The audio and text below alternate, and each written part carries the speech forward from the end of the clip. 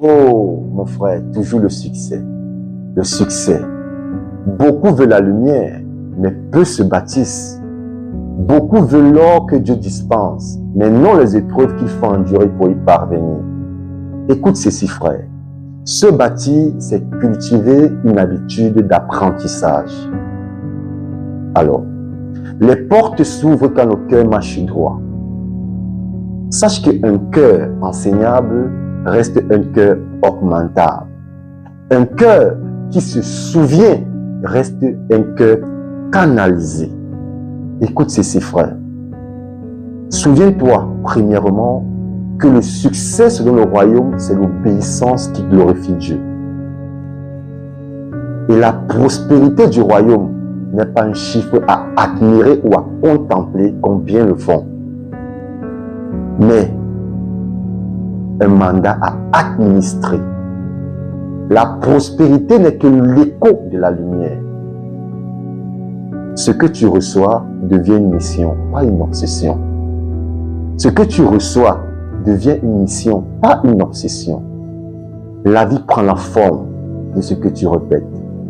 Si tu vis dans l'indiscipline, sache que l'indiscipline est une succession de choix non gardés. Si tu vis dans l'indiscipline, sache que l'indiscipline, c'est une vie d'instabilité sans parole de Dieu. Alors que tandis que se discipliner, c'est devenir apprenant. C'est convertir l'intention en action humble. C'est quand ce que tu appelais blocage devient une transition maîtrisée. C'est quand on semble coincé alors qu'on est en construction. C'est quand on semble être en retard alors qu'on est en réalignement. Mon frère, écoute ceci. Toute discipline produit plus tard un fruit paisible de la justice. Tu n'es pas coincé, mon frère. Tu manques juste d'ordre. Bien évidemment, être coincé n'est pas toujours un mur extérieur. C'est un rythme intérieur mal gardé.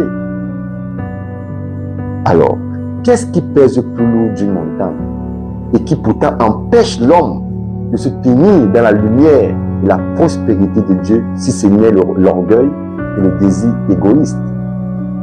Écoute ceci, frère.